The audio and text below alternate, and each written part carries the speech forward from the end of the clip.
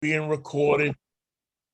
There you go. And when you hear that, you know that we are just seconds away from being recorded.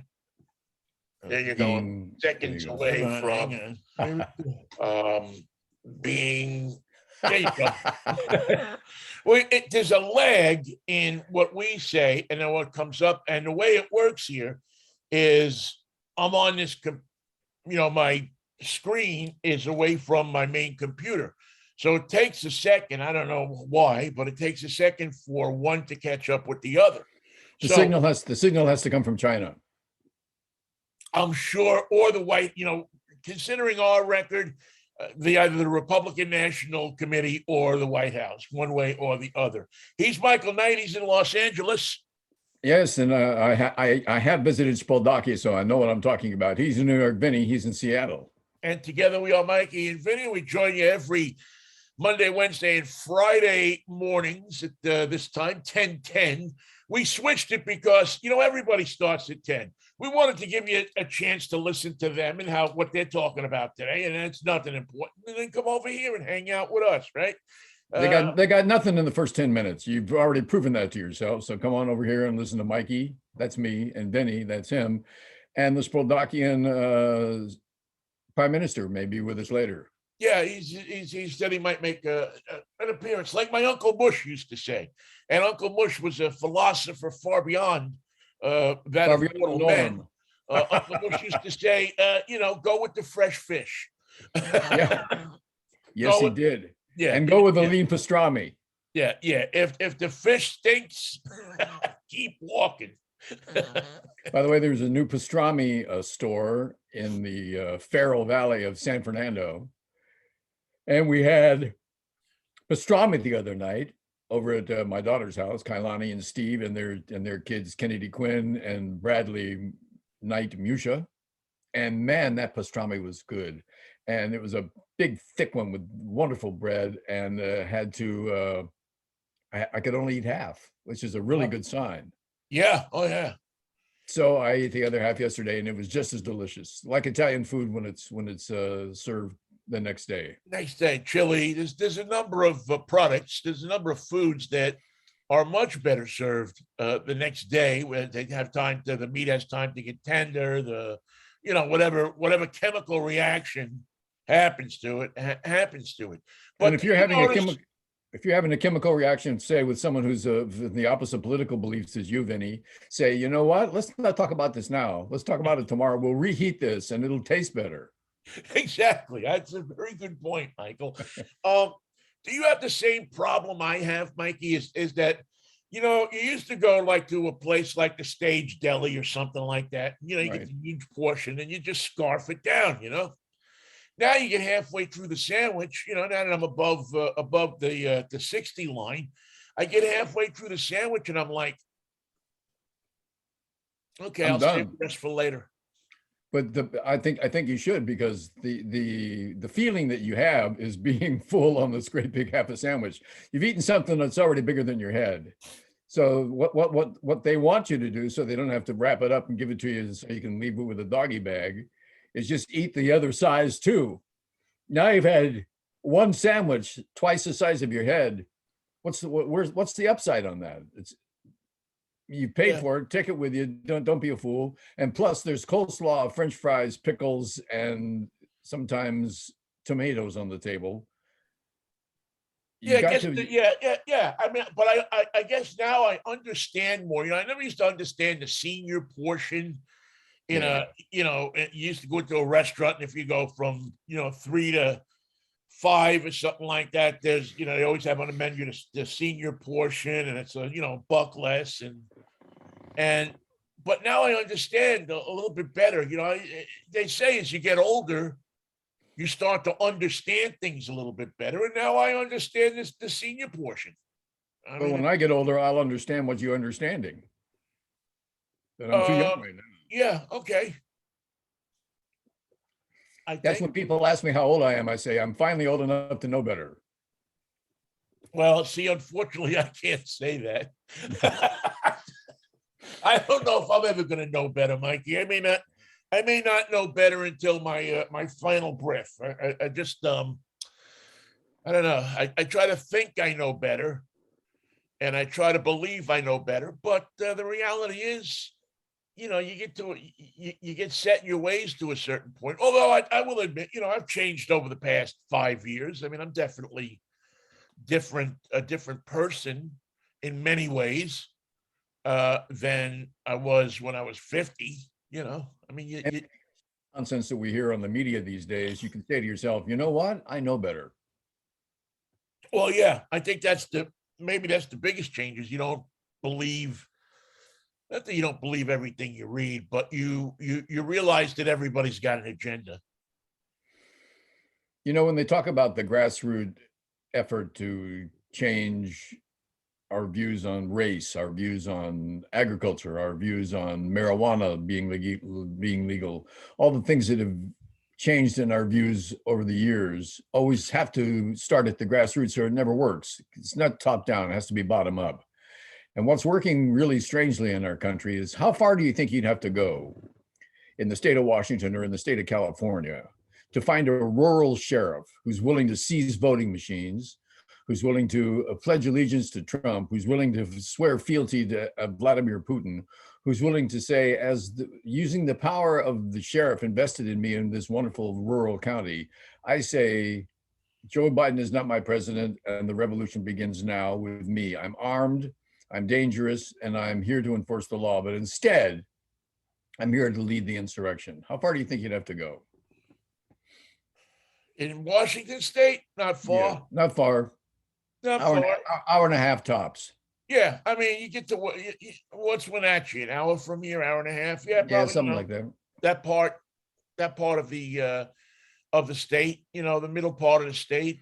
Certainly, by the time you hit Spokane, you'd find that, and you'd be in the minority by the time if you were a law-abiding, Biden-loving citizen. You'd be in the minority by the time you hit Idaho. Now, instead, and multiply that by all the states, with the possible exception of Hawaii. I don't know if they have rural sheriffs in Hawaii who are pro-Putin and think of Joe Biden as a usurper. Perhaps they do.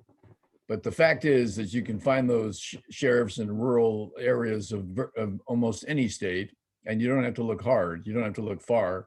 And they're willing to say it out loud. They think this is the best way to get reelected as sheriff if they're in a county where it's an elected position. So if we worry about the insurrection, you should worry, because the men who are driving around in SUVs and armed to the teeth are not playing for your team. They're playing for the other guys.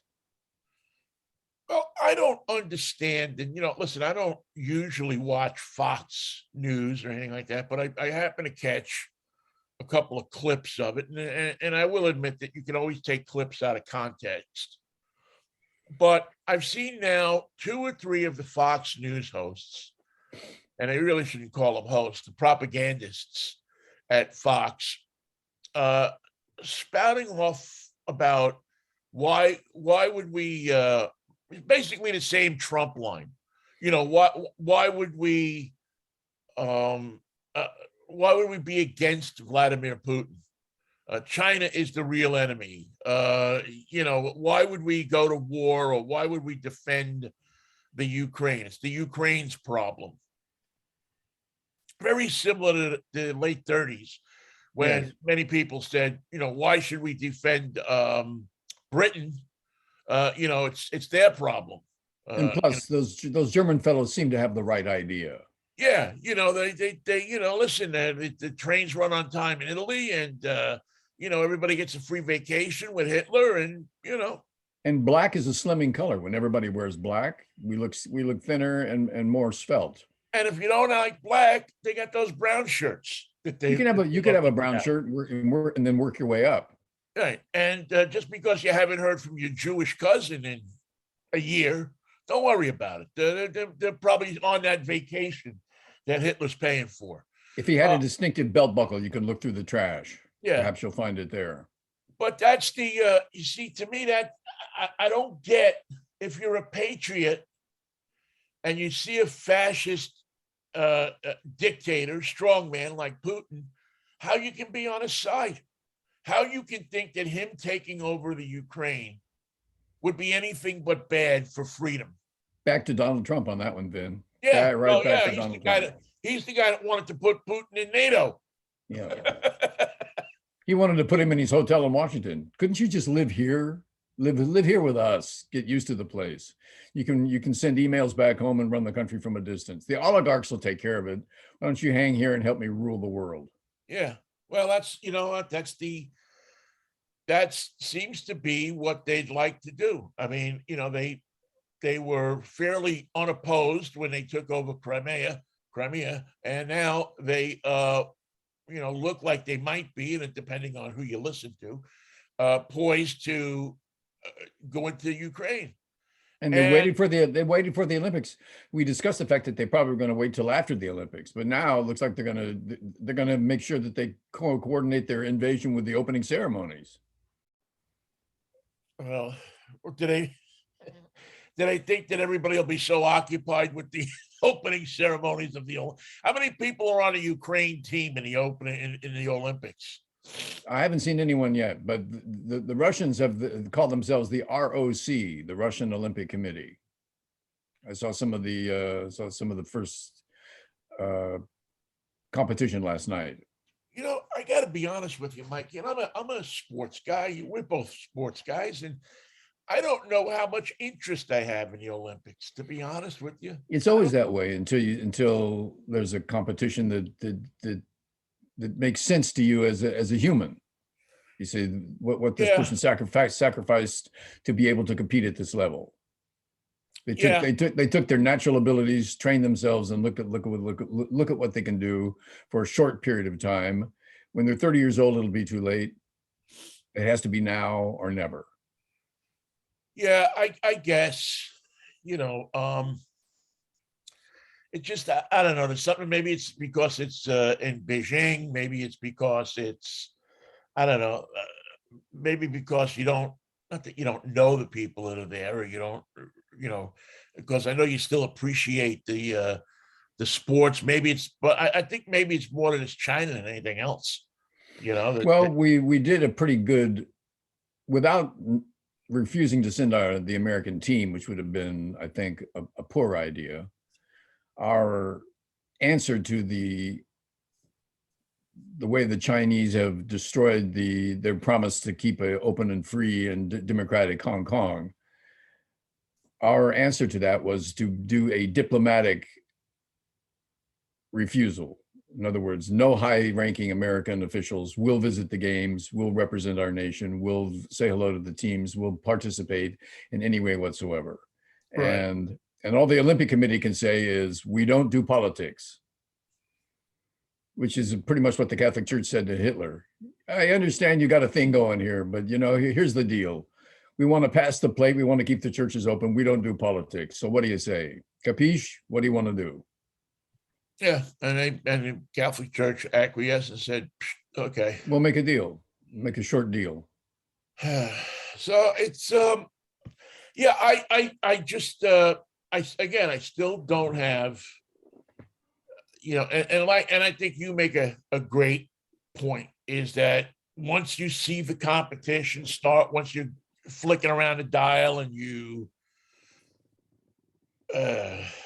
I don't know, you start to see the games, you start to see the competition, probably like many other years, you'll get hooked into it, and it'll all be a wonderful, beautiful thing.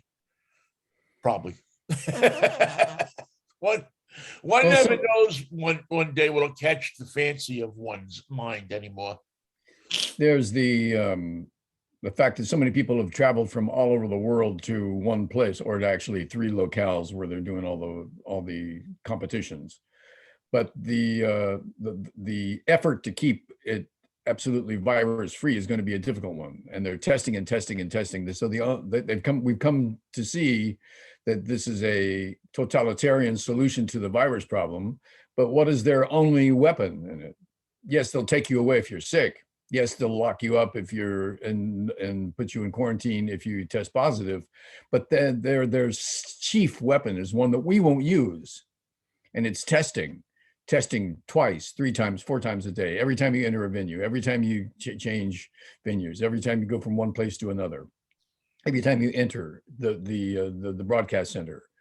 People are tested 3 or 4 times a day, depending on what their travels and their movements would Well, no wonder we can't get would testing kits. require. Yeah. Now, if you test positive, you're swept away. Goodbye, and we won't see you for 4 to 10 days. But my point being, it's a totalitarian solution, but what is their only weapon to make sure their solution is airtight? Super testing, constant testing, over testing, and there's no other way to do it. Well, that's probably what's allowed their economy to stay strong while economies around. Although, I think the economy is actually moving its way right back up the ladder. I mean, I know the auto industry lost a few thousand jobs last month, but that's more due to supply chain problems than anything else. Can they get the parts and the conductors that they need? Some of them not yet. No. So, I mean, it's still a chip shortage. So they're not getting the supplies they need. It's mostly supply chain issues more than anything else. It's not that people aren't buying cars. I mean, people are paying the higher prices. Now, some brands are down, some brands are up. I thought I saw that Mazda last month posted I don't know, like a 20% loss in numbers of cars sold over December. But January is probably a bit of a slow month for car sales because everybody tried to buy their car at the end of the year when they thought they could get the best deal. Everybody thinks that you can get the best deal on a car, from December, 25th to 31st. When the new models come out. No, just at the end of the year because they're trying to move cars. The dealerships are trying to move cars so they get allotments for next year. But this year and the last year, or I should say 2021 and 2020 have been different because of the pandemic, because of the economy, because of things related to COVID. Nobody really knows, in 2020, you had COVID. In 2021, you had the chip shortages and dealers asking for way more money than a car sticker price. If you want to buy a car right now, you're going to pay, most likely, on most brands, going to pay over sticker price. And if you want an electric car, you're really going to pay because all of a sudden electric cars have taken off and you can't find one. I'm trying to find an electric car for my friend, and it's hard. You can't find one on the West Coast. We have to go to the Midwest to get one and have it shipped out here. You'd think a good way to sell cars these days, if you're doing local advertising, is to say, we have cars. You want a Mercedes? You can't have one. Buy a Kia. We'll sell it to you today. Oh, they're doing that. I mean, a lot of dealers have pointed their advertising into saying we have cars. But are they the cars that people want? Yeah, well, exactly. You might have to change your mind about what you want. I mean, if if you have a Kia, a lot full of Kia Fortes, or K5s now they call them, are people wanting that particular car? Now that's a good car. Yep.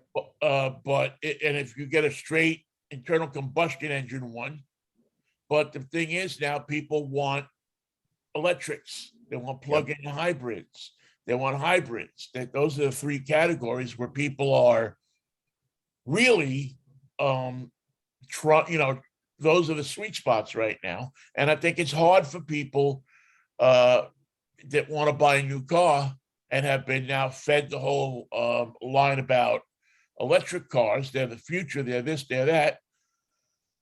To say, okay, I'm going to buy this car. I'm going to invest $40,000 or $50,000 into this car, which may be less than modern in 3 or 4 years. People are not willing to buy what they don't want. Right. Well, they will sometimes if it's necessity. If you will take less if you really need something. I mean, if your car gets into a collision and your insurance company pays you off and you need another car to go to work, yeah, maybe you're going to buy something less than what you want. Thinking that maybe in a year or 2 years, you'll trade it in and get something else.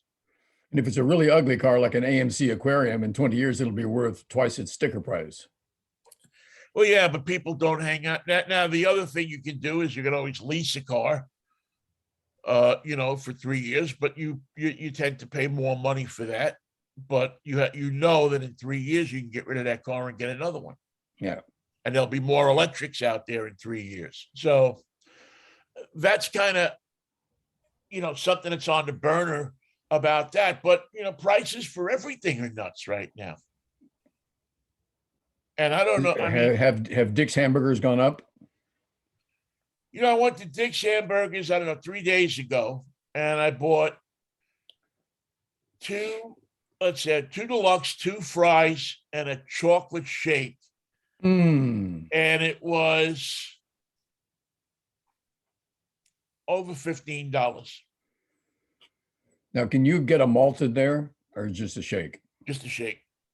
Oh, you know what? I don't know if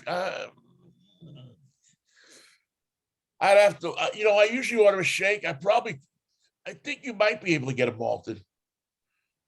It takes, I know one of the hamburger places, maybe it's Five Guys where you can get a malted. Five Which is Guys. always better than a shake. Five Guys. I don't think they sell malteds because we have one here on Lake Avenue. I'm wondering if, well, I heard they were going out of business. The what? I heard they were going under, Five Guys, that the COVID got them. Look like they're going strong here. I mean, I don't know, down there, is that particular one or all of them? The chain, maybe Southern California style. I don't know. Well, by the way, now that we're talking about cars, what are you doing for your show tomorrow, Vinnie? Oh, my show tomorrow. Well, let's see. We're going to talk about electric school buses, oddly enough. Oh, you are not. Yes, we are. Oddly enough, yeah, we'll be talking about electric school buses. And will your kid be riding on one in the near future? There are 2 companies that are full on trying to electrify the entire fleet. And not only because electric is the cool thing right now, but there's a sincere worry about the diesel fumes that emanate from most school buses hurting kids. Yes. I mean, the kids are breathing in these, as the bus pulls away, you see that black plume of smoke, and the kids breathing in and the parents breathing in. And is that a problem? So we'll dive into that a little bit. We will review the Kia. Speaking about the Kia K5, we're going to review that, and we will preview the Yo Vinnie, what are you driving this week? Is an SUV, a 3-row SUV that has surprised me. I didn't think it was going to be as good as it is. What's the surprise? Is like Wayne Newton in the back seat? Not quite that surprising. That would be a surprise. Yeah, that would be a surprise. Thinking, wow, the stereo sounds good. Well, it's not a stereo. It's Wayne back there, and he's singing through the Bose system. But no, the Infiniti QX60. Mm-hmm. It sounds like a bus line in New York, but it's a really sumptuous, elegant, sharp SUV. And I haven't gotten it out on the road yet, to take it up on the course or anything like that. But just in driving around town, it is very, very impressive. And so we'll delve into that a little bit. And it's the QX what? QX what? QX60. QX60, the Infiniti. Infiniti. It's brand new, and it has heated and massaging seats. And if a vehicle has heated and massaging seats, it gets points in my book.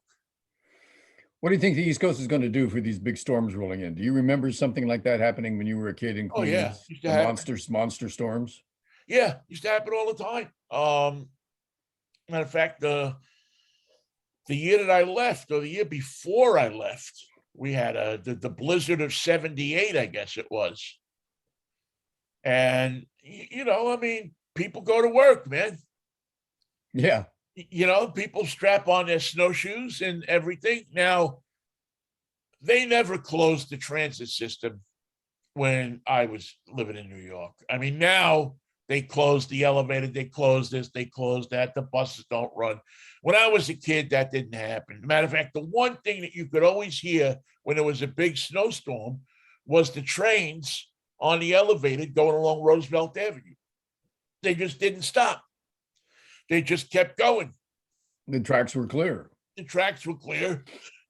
It was on an elevated, so the snow didn't accumulate on the elevated as much on the tracks. It would fall through to the street down below because, the tracks there's no bed under those tracks. So on the steel part, there's a stone part of the elevated that the snow would accumulate on, and I guess they'd send some kind of snowplow out there or something like that. But the trains ran often enough that it didn't accumulate. Of course. And as far as going to work, the snowplows were out. You went out, you dug your car out, or you walked.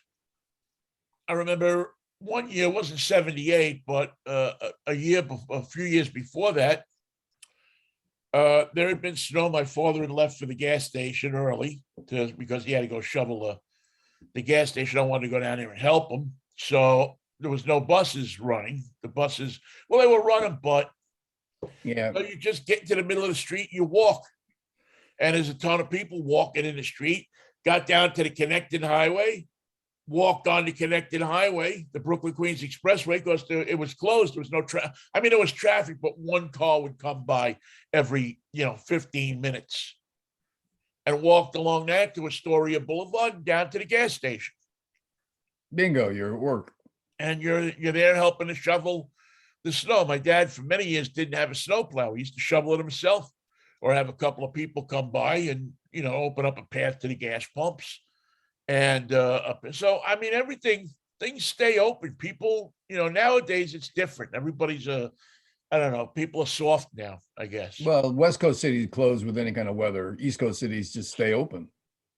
Yeah, well, but not like it used to be, Mikey. I mean, if there's now they shut down the transit system if there's a big storm coming. They closed the subways. The subways. I don't ever remember the subways closed except for once. In 1965, there was a transit strike. The day Mayor Lindsay took office, Mike Quill, who was he was the Irish head of the Transport Workers Union. And he used to call him Mr. Lindsley. He tell Mr. Lindsley that I'm taking my workers off of the trains. He's slightly Irish over here. He was slightly. He was full tilt boogie Irish. And they had, I forget how long it was. It was probably a 2-week strike. And when the trains stop running, where do they go? Do they leave them in the station, or do they all go to some place where they can park? No, they all go to the yard. There's most lines have a yard, a big yard, and they take the train to the yard and they get out of the train because that's where they park their cars. It's I thought that they would leave trains in the station so the crew could show up on a train and they could just drop off the crew and the train would there be waiting for them. I'm pretty sure that they take them all back to the yard and leave them at the yard. They say, okay, as of 11 o'clock or 11:30 or whatever it is, we're going to call all the trains in, and you go to your respective yard. Maybe they did. I don't remember though. I'm pretty sure that they took them all to the yards and left them there, and then then they walked off. Excuse me, that was a crazy year. 65. You had the transit strike, a newspaper strike, and the blackout all in one year. And Dorothy Kilgallen died mysteriously. Still to this day. I just watched the thing a couple of days ago about a guy who's he's on the conspiracy theories he says that she had the dope on Jack Ruby and she did an interview with Jack Ruby, and she was Was never the same. the CIA got her. Had to tidy up a little bit of their story. Well, according to this guy, after she died, the FBI came in and they took everything out of her, all of her papers and everything out of her apartment. So who knows? So what was her line? We thought we knew, but perhaps we didn't. Well, I think she had told people that she had interviewed Jack Ruby, the guy who killed Oswald. For those of you who might not know what we're talking about here, it's the Kennedy assassination. Go look it up in your history books if you don't know about it. But many people said, and Dorothy Kilgallen was a very popular newspaper columnist and a game show contestant on a show called What's My Line? And Gesundheit ist besser als Krankheit. well, and she had interviewed Jack Ruby, who killed Lee Harvey Oswald, who they said killed Kennedy. But yet there's conspiracy theories and everything that abound, and she was said to have had the information, the interview that was going to crack the case open. It was going to say that Ruby was hired by the mafia to employ Oswald to kill Kennedy, and then he killed Oswald, which is the typical mafia thing. You get a hitman, they kill somebody, and then you kill them. Then the mafia kills them, so they can't point a finger at who did it. But Ruby got caught. He had, free access to the Dallas police headquarters. Yeah. I've actually been to that spot where it happened. A friend of mine many years ago in the old Dallas police headquarters used to work there. And one time when I was going through Dallas, he said, "Come on, I'll show you where it happened." Happened right here. You're right here, and there's the hallway and the railing and everything where they're bringing Oswald through, and this is where. So Kilgallen was a good friend of Jack Kennedy's, and she was determined to find out what happened. And according to many people that knew her, she had the dope that Ruby opened up to her. And mysteriously, the night of the blackout, which I believe was November 20th, 1965, might be a day off there, she overdosed on alcohol and barbiturates. Huh. And to this day, there are people that believe that she knew what was going on and she was eliminated. And they're curious about it because of the curious timing, the incredibly coincidental timing of her Right. death. It was the timing. She had nobody had a reason to believe that Dorothy Kilgallen wanted to kill herself, wanted to, remember, a lot of people said that they didn't know that she used barbiturates. Right. That she had been a regular user of barbiturates. But I would see her drinking a Manhattan. Yeah. Oh yeah, no, she totally was a saucer.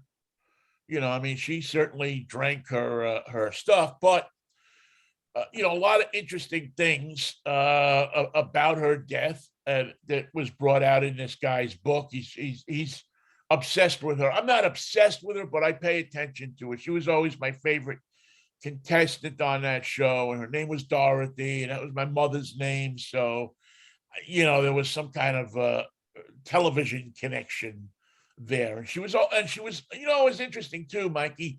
She was an odd-looking woman. Yes, she was. She wasn't a beauty, but yet she was beautiful in that way that she was very distinctive. She's distinctive. She's unique. And, the other thing is she made a pretty bad enemy out of Frank Sinatra. Not wise. Reportedly, when the word got out that she died, Sinatra was in a room full of people and toasted it. Huh. Said, "Thank God." What do you used to call a no-chin or something like that? Yeah, right. Is Yeah. dead because she had a pretty big battle going on with Sinatra. Well, she was a major part of 50s black and white television.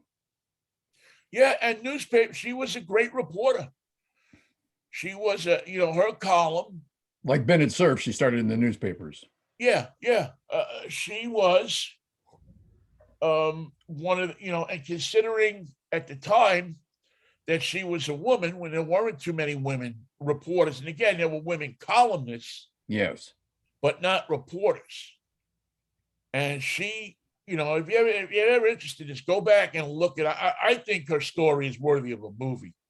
I think that someday somebody's going to look at her story and make a movie out of it.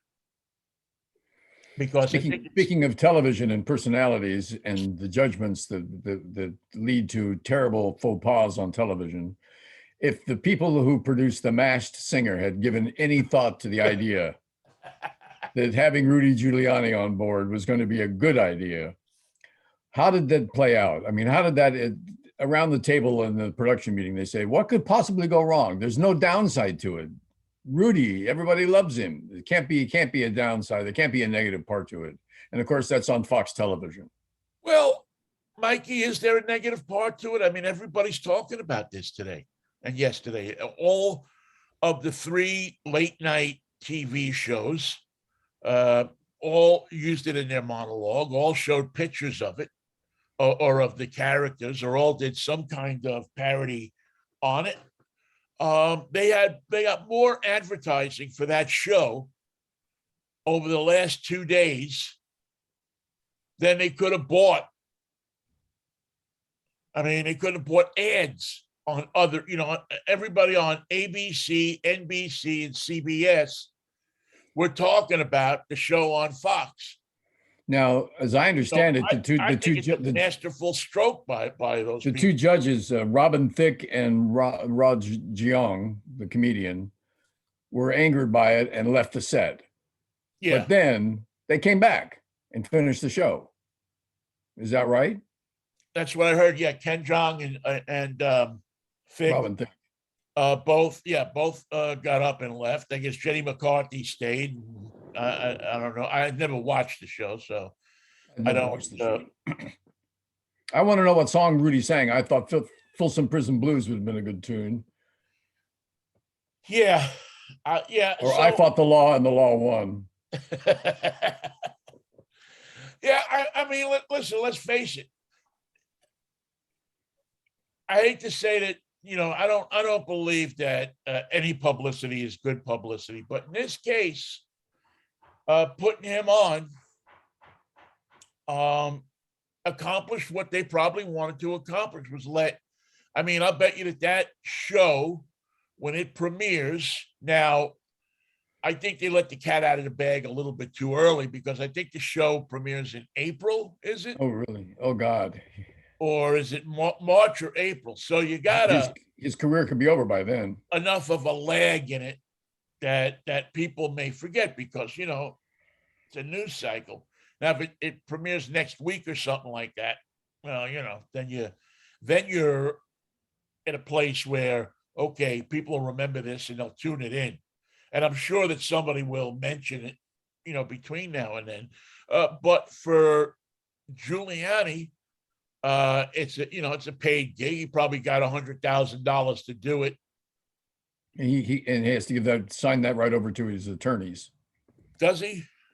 I think he had better. Yes. Yeah. Well, I don't know how much.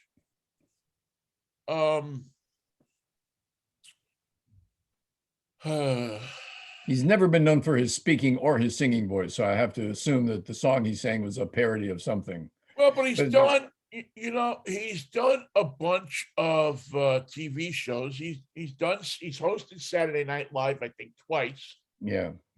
You should do Law and Order. He might have been on Law and Order. I think that I'm almost.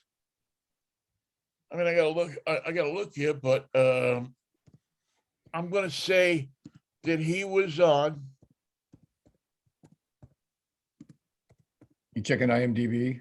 Yeah, that he was on at least one episode of Law and Order, maybe more. It's like having Dr. Mengele do Grey's Anatomy. I can see the connection, but it makes everyone a little bit uncomfortable that it's been made. Well, you know what? He's a publicity whore. Yeah, he was on in 2000 in the episode called Endurance. And he played himself, Mayor Rudy Giuliani. He was also, let's see, where else? On Seinfeld, Mad About You. Happily Ever After, Fairy Tales for Every Child. Anger Management. Even the Trump children. Remembering Mario. The Simpsons. The Simpsons. And Graves in 2016. And these are just credits as an actor. And then he's been on he's been on every episode of The Big Lie since then. Yeah, he's been on a million episodes of Greg Kelly Reports. You wouldn't want to forget that. Let's see. Tucker Carlson Tonight. Does he still do his show on WABC? I don't know. I don't think so. I don't think IMDb lists radio credits. Boy, I got to get my let's see, he had 1, 2, 3, 4, 5, 10 episodes of Cuomo Primetime.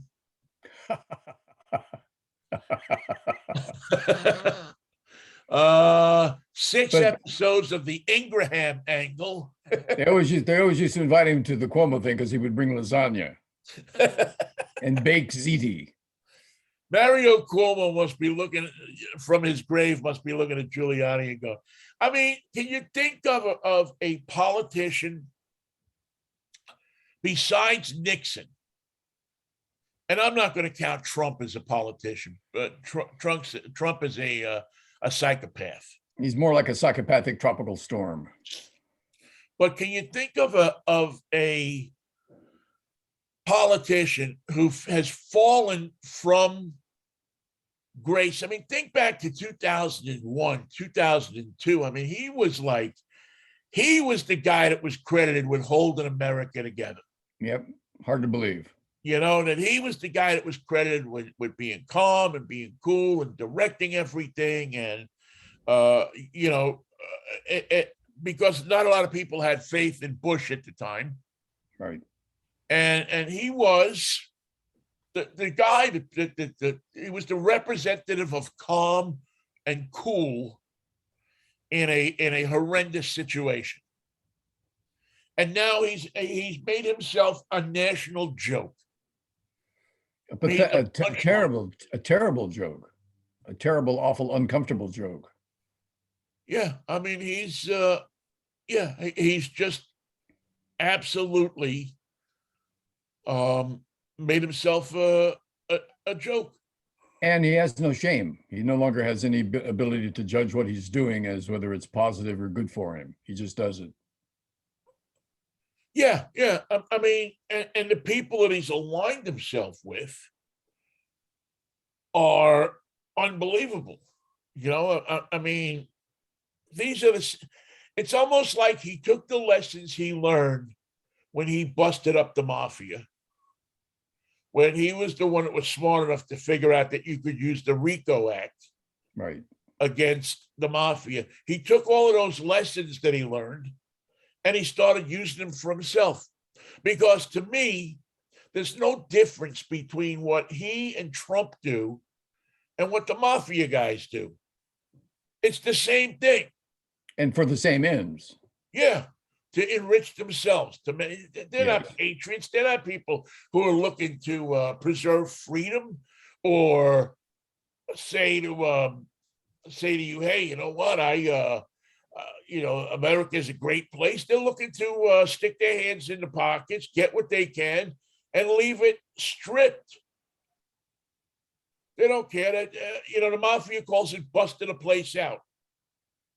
Well, Trump and him are looking to bust out America. And Donald Trump tried everything. He tried the Department of Defense. He tried the Department of Justice. He tried Homeland Security. He tried local politicians. He tried local sheriffs. That's why I mentioned the part about local sheriffs in rural areas are still loyal to Trump to the point where they would mount an insurrection based on their ability to control their part of their county. And that's a fact that has to be faced in Washington. It has to be faced in central part of California, the conservative northern part of California, and the conservative agricultural heart of California, the San Joaquin Valley. All of these places harbor men of the law who are willing to follow Donald Trump and Vladimir Putin rather than their own nation. They're prepared to do it today. They can't be trusted, but they're armed with weaponry, and they are armed with the law behind them right now as they enforce the law of their county, a law that can be changed in an instant with an order from Donald Trump, a law that can be used against the good people of that county on behalf of Donald Trump to assure that the next election is never counted. It's just assumed that the great Trump won he won another one. This time we will put him in office. Well, in some, I don't know how this is all going to work out, but in many of these local elections, Trump-backed candidates are running with the assume understanding offices. Yes. To assume offices like the office I held in Pennsylvania, which is commissioner of elections. So if you get enough people in the type of office that I was in, you can manipulate the vote. If you get enough people to sign up for these jobs, and a lot of times nobody runs for these jobs. I told you I got elected by writing my own name. I won by one vote, my own. I wrote my name in because this is funny, I'll write my name in. And I get a letter from the Department of Elections a week later that I've been elected. You're in. You're in. Here's your election certification. You're now the Commissioner of Elections. Deputy Inspector of Elections. And your job, if you're loyal to Trump, would be to never give the numbers at all, just to seize the machines and hold the count so that it's never known. You don't even have to do that. If you wanted to manipulate the election, all you'd have to do is in Pennsylvania, they have this weird system where the absentee ballots are sent to the polling places. The poll workers open up the absentee ballots and tally them. So if you wanted to, you could either lose some of the absentee ballots or mark them incorrectly. And if you had enough, you could put the election over for the opposing candidate. If you're in a place like Mount Lebanon, where a lot of people vote absentee, you could conceivably, if you wanted to, rig an election. Now, how many times is that counted before it's verified? Well, that's the thing. Is it then goes, you get it, then you have to deliver it to the county, and there's an audit process. But with all of the precincts and everything going in, it might not be, at first blush, they're going to take your account. So if you put in, let's say Trump got 55 votes and Biden got 50, maybe they'll look at it. But if you got a Trump that has 70 votes and Biden 30, they go, oh, landslide for Trump, we'll put that one on the other side. we'll get to that, because it's so much of a margin that we're not worried about it. And then later, 3 weeks later, when they open it up, now by that time, somebody's been declared the winner. And in the January 6th investigation, we're finding out now that the Trump supporters in favor of stealing the election so that the results were never known, were asking that the National Security, the NSA, National Security Administration, observe the satellite communications between the so-called hacked voting machines and third parties, including the Vatican City, which was apparently somehow monitoring the operation. That's Rudy Giuliani's group. Yeah. The Vatican is monitoring the operation.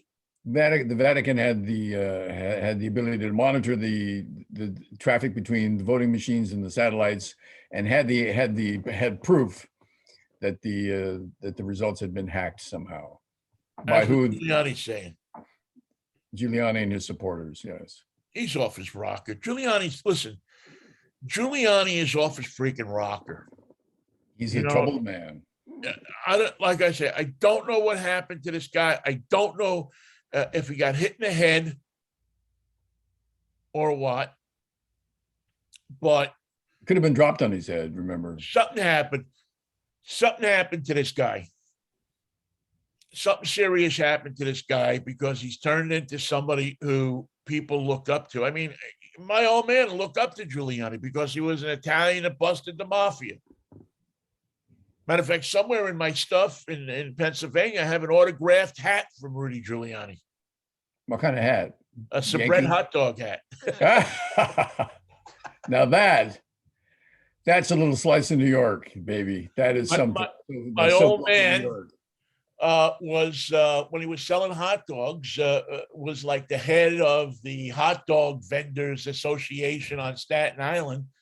And they went into Manhattan to I don't know, there was some kind of law they were trying to get passed, and Giuliani met with him and signed a hat for my father.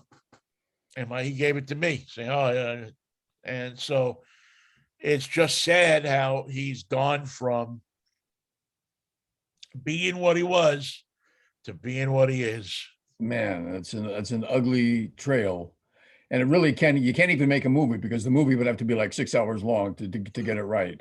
Because he didn't just fall; he fell so far, and he's not through falling. He's not. No, he's not through. I mean, he'll listen. He's gonna keep going. Yeah, he is gonna keep going. So, listen, this is a guy who'll do anything for a buck. Anything when the camera comes on, he'll do any kind of dance. He wants to be in front of the camera. He's a publicity hound. He's always been. He's, when he was mayor of New York, he was a publicity hound. I think that in 2001, when all the tragic stuff happened, he still was a publicity hound. I mean, he just happened to be calm enough to be able to lead people through the situation, but he still was a publicity hound. He never met a camera he didn't like. And hopefully, he's not going to go quietly into the wind. He's either going to wind up in jail, and he'll die like the people that he, the Italians always have a saying that is used a lot in America, but I think it's an old Italian saying. It's what goes around comes around. Yeah. And how ironic would it be if Rudy Giuliani died in the same prison that John Gotti did? And to avoid that, though, will he turn on the Don? If you know what I mean. I think at some point somebody's going to turn on somebody. They're going to, this congressional committee and are going to put enough pressure on enough people that somebody's going to say, you know what, I want to save my bacon. I'll take the money. I will take the trip to Bimini or wherever island they're going to put me and my family. But I won't take the fifth. Yeah. And I'll tell you what happened. It's going to happen. I think it's already happened, Vinny, with the staff that supported Mike Pence. They know all the interworkings between Trump and Pence and the pressure he was under and the illegal requests that were made of him. And I think that that's where the most chilling and damning evidence will come from, right inside. I would love to see his daughter turn on him. That would be poetic justice. That And would be, yeah, see, that would be because she's going to get to a point where she see, was the taught sons, well. sons Uday and Kusei are loyal. They're afraid. They both think that they're going to run for president someday. Yeah. They think they have the brains and what it takes to run for president. They want to be but the daughter, I don't think has any designs like that. And I don't know if there's any kind of abuse that's gone on there or anything like that, but it wouldn't shock me. No, it wouldn't shock anyone. Wouldn't shock me at all to find out that there was just some really bizarre. I mean, I hope not for her sake. I wouldn't want to see anybody go through that. But it wouldn't shock me if it came out someday that there was some kind of odd and unsavory relationship there between those two. There's just something. And he would probably threaten to use that to publicize the relationship. No doubt in my mind that he would, who would turn on his mother. She doesn't have to turn on him first. He would be very happy and predictable for him to turn on her, and then she'll open up. But the more you watch the mafia stuff, the more you see that Trump and his minions are no better and no more. I mean, they just take a page out of the mafia's playbook. Witnesses don't open their mouths. Yep. Refuse to testify. Take the fifth. Don't tell the truth. Tell a lie. Obfuscate any of the facts that you possibly can, and we'll take care of you on the others. We'll take care of you on the other side. But you always got to remember that the other thing in the mafia handbook is that if you know something, you get whacked. Yep. Whether you kept your mouth shut or not. True. Just look at the Alan King character in Goodfellas, not Goodfellas, Casino. Yep. I mean, he knew everything. He wasn't going to tell anybody anything. But you know what? Like Gaji says, why take a chance? I'm not going to tell anybody. You're right. You're not. Yeah, why take a chance? What does he say? Gaji says, he's a good kid, but why take a chance? Why take a chance? Cost of doing business. And then Andy gets it in the back of the head in the parking lot in the snow. It was winter. What are you going to do? We couldn't wait till spring. We would have waited. We would have been happy to get him in Bimini, but couldn't wait. We would have waited, and just other than that, hey, he's a good kid. You think he's going to get spared? He says, why take a chance? And everybody else just nods. Yeah. Everybody just what Gaji says goes, man. Gaji's he's the boss in Kansas City, man. I've seen this before. Let me tell you, take care of the loose ends, okay? Just it's so simple. Don't leave loose ends, man. When it costs you nothing. It costs you $10,000 for a hitman to go out and take care of business. And what do you care? That's your insurance policy. You'll thank me in the long run. Dead men tell no tales, right? Well, that's if I were one of the Trump people, that's what I'd start to look out for. If I were Rudy Giuliani, who knows better, that's what I would look out for. Yeah. Because if he wound up dead in his room on barbiturates, who would raise an eyebrow? If Rudy, I don't think anybody would. I don't think anybody on Dorothy Kilgallen's birthday. Wouldn't that be justice? Boy, I'm telling you, Rudy. I mean, Rudy's IMDb for appearances as himself. Or, I mean, you just look at. I mean, weddings of a lifetime. That was his pitch to the Masked Singer. He says, "I can play myself. Yeah, it's perfect. I've done it before." The VH1 Vogue Fashion Awards. Oh yeah, he always goes to that. Opening night on 42nd Street, a TV movie. Oh, yeah. Saturday Night Live more times than you can count here.